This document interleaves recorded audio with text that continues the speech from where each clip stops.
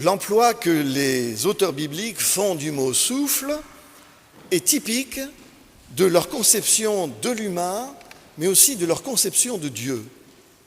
Le livre de la Genèse que nous avons lu déclare ainsi dans ses deux premiers versets: « Au commencement, Dieu créa le ciel et la terre était tohu, bohu, informe et vide.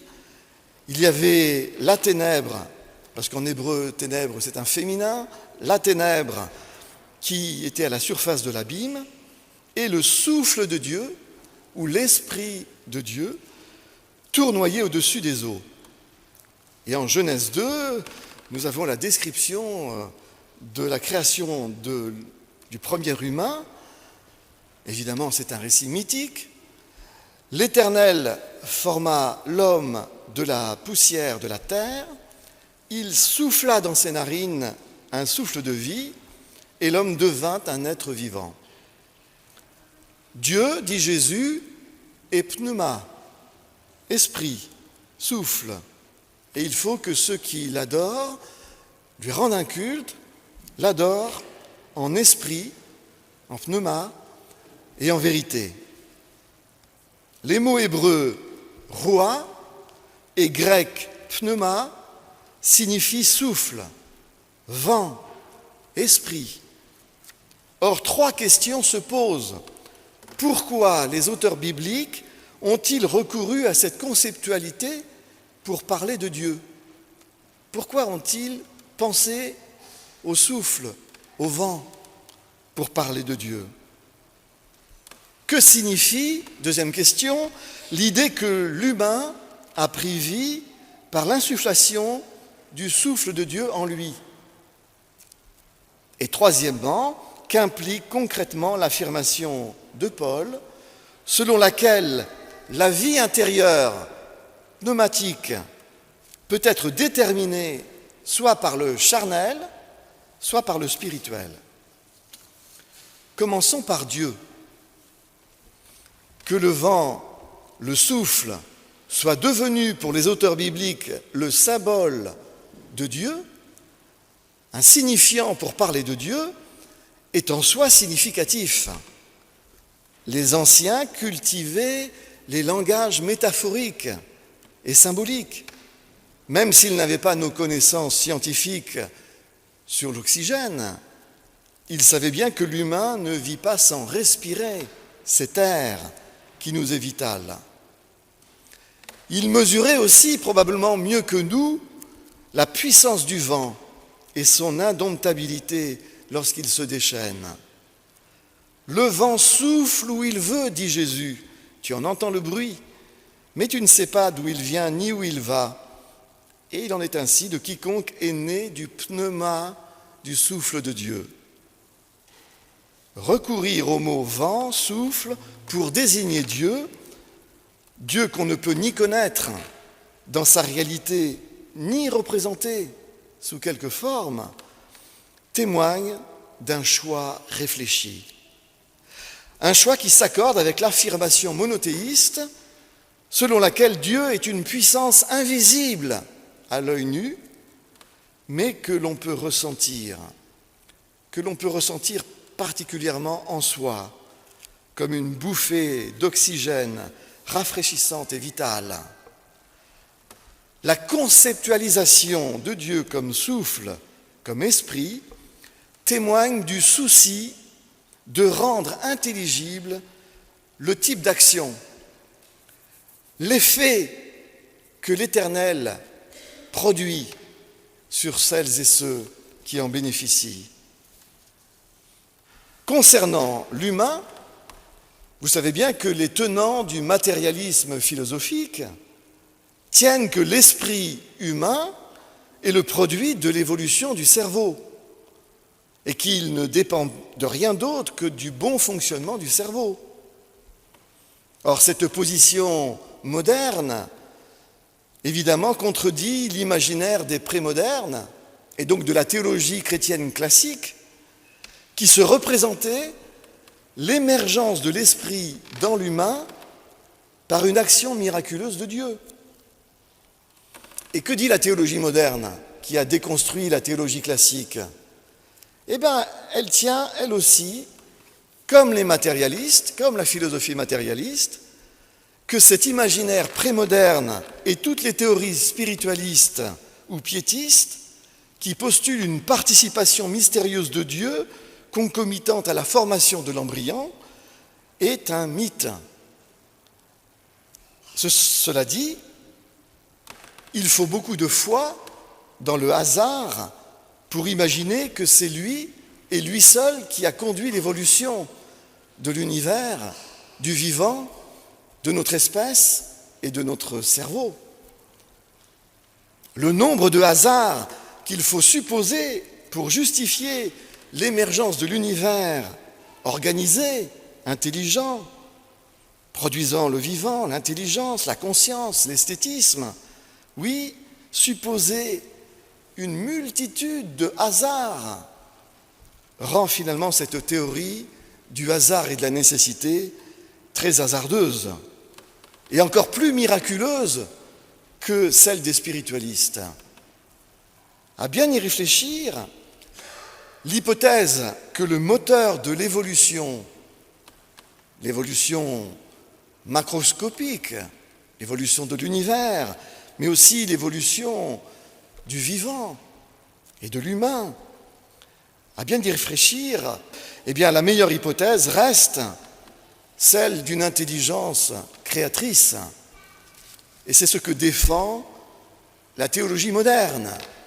Elle repousse le miraculeux de la théologie classique. Elle est d'accord pour dire que l'esprit est produit par le cerveau, mais elle tient que l'évolution du cerveau est conduite par l'esprit créateur, par le dynamisme de l'intelligence créatrice. Dès lors, il faut tenir avec le matérialisme que c'est bien du cerveau que dépend l'esprit humain. Et il faut tenir avec le théisme que l'évolution de l'univers, du vivant, du cerveau, est conduite par l'intelligence de Dieu.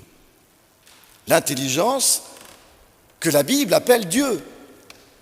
C'est lui qui a fait émerger du chaos l'univers, et de l'univers le vivant, et du vivant la conscience, l'intelligence, ce cerveau qui est une merveille de technologie, tout comme l'œil et comme la main.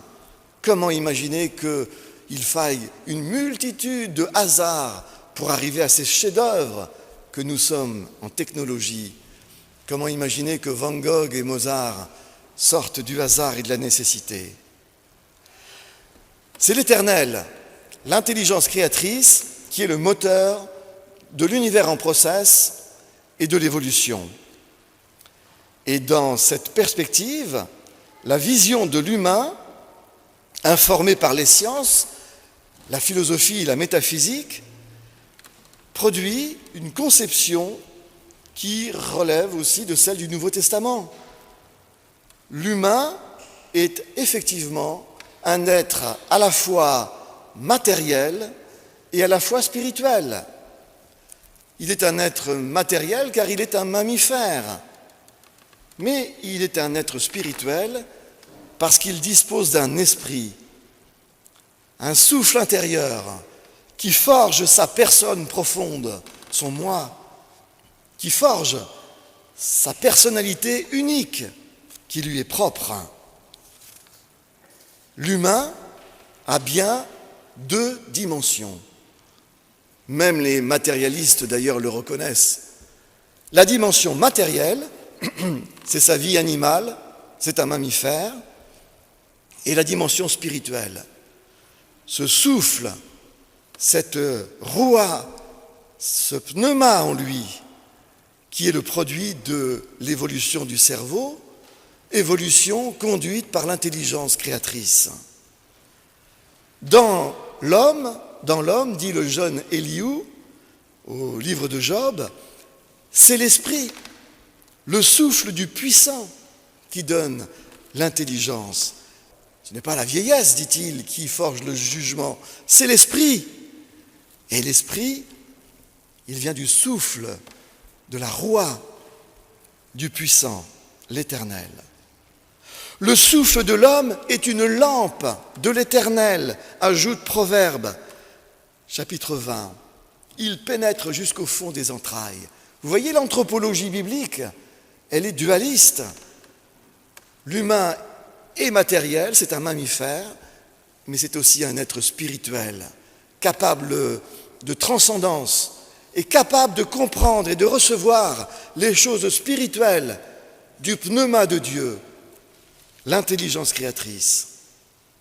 L'humain est donc un être de souffle, un être de pneuma, de roi. Il vit matériellement par le souffle, cet oxygène qui lui est vital. Mais c'est le souffle en lui, son pneuma en lui, qui forge sa personne. Il est une entité propre, il est une entité unique. Vous êtes unique en votre genre.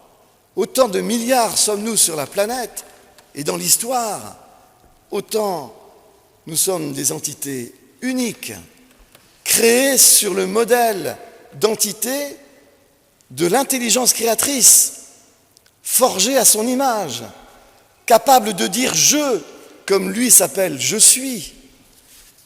Nous sommes des êtres fantastiques, merveilleux, dit le psaume 139. Et tous ceux qui ont un complexe d'infériorité doivent se regarder tous les matins devant la glace et réciter le psaume 139. Je suis une créature merveilleuse. Mon œil est un chef-d'œuvre de l'évolution. Ma main est un chef-d'œuvre de l'évolution. Mon cerveau est un chef-d'œuvre de l'évolution. Mon esprit est un chef-d'œuvre de l'intelligence créatrice. Alors, pour parler de ces deux dimensions, la Bible a recouru à cette terminologie, le souffle. Et elle a aussi recouru à ce mot grec compliqué, ambigu parce qu'il a plusieurs sens, le mot sarx. C'est le mot que Paul emploie en Galates chapitre 5. La chair, c'est comme ça qu'on le traduit. La chair, la sarx. C'est un mot ambigu parce qu'il signifie tantôt la chair.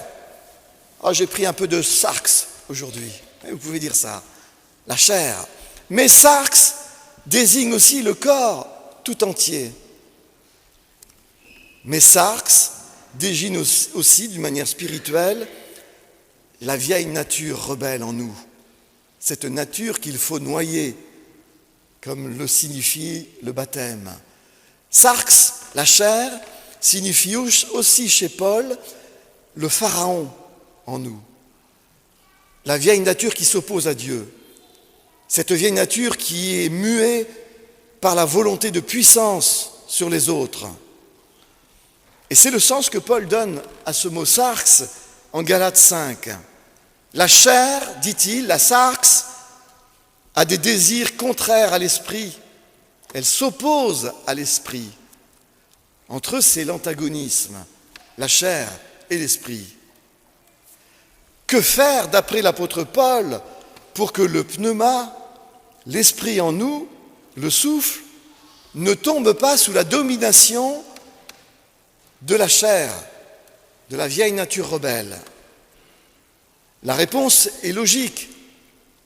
Pour que le pneuma, le souffle en nous, ne tombe pas sous la domination de la sarx, il faut que le pneuma en nous soit revivifié par le pneuma de l'intelligence créatrice. Sans la revivification de notre souffle intérieur par le souffle de Dieu, eh bien la sarx, la vieille nature en nous, prend le dessus sur le pneuma, sur notre souffle intérieur.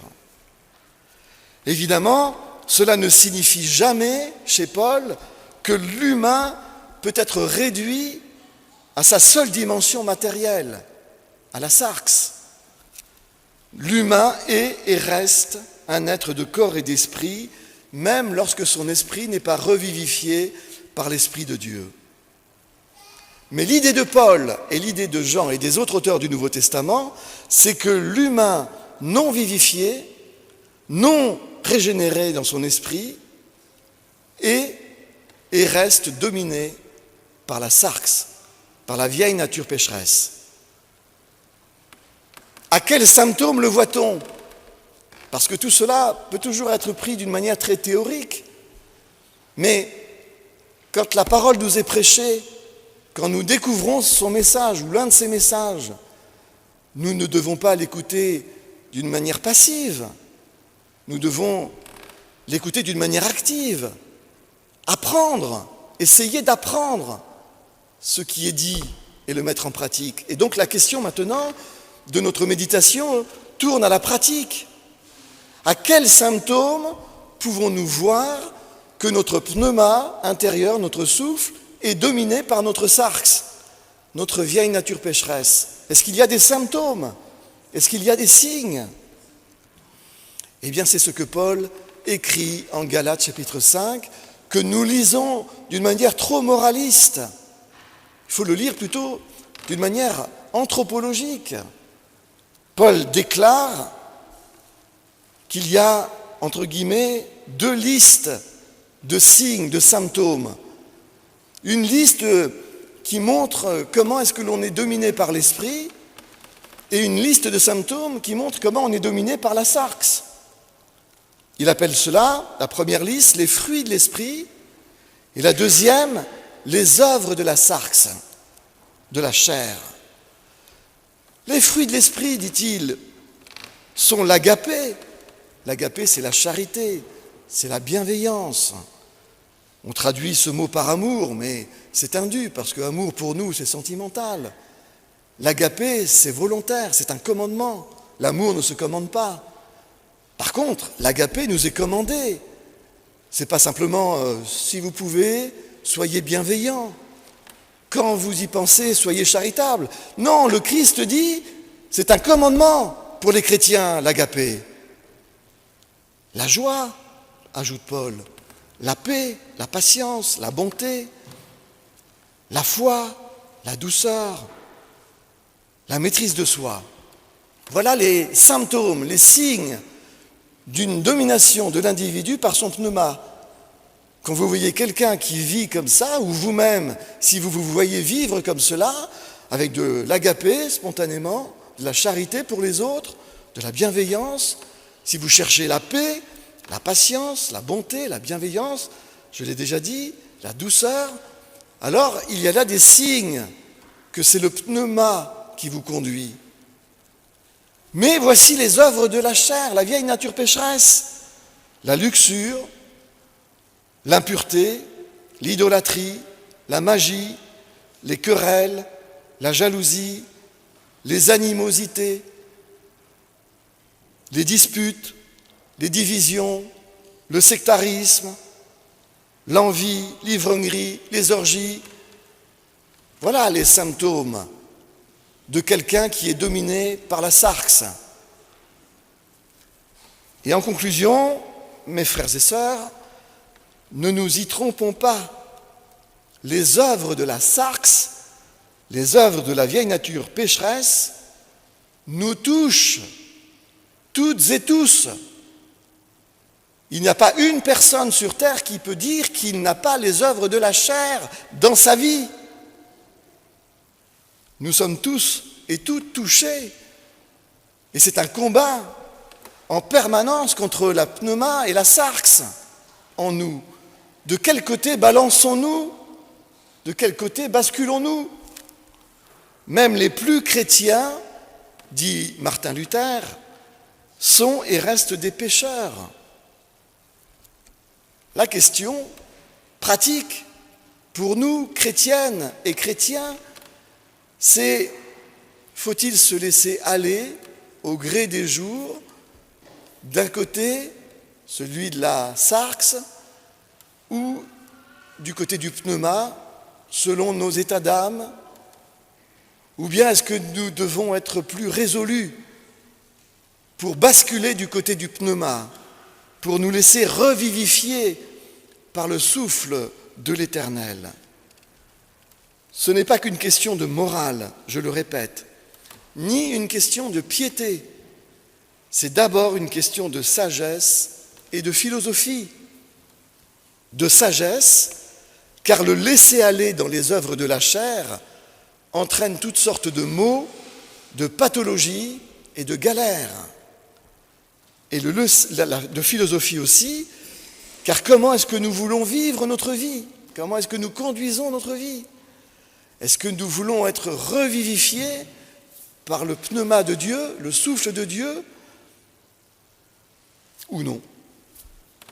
Si l'agapé, la joie, la paix, la patience, la bonté, la bienveillance sont absents, atténués, effacés en nous par un esprit de jugement contre les autres, par l'amertume, par l'animosité, par la volonté de puissance et de pouvoir, il y a des signes là, des symptômes qui indiquent que notre souffle intérieur ne va pas bien, que notre souffle intérieur est essoufflé.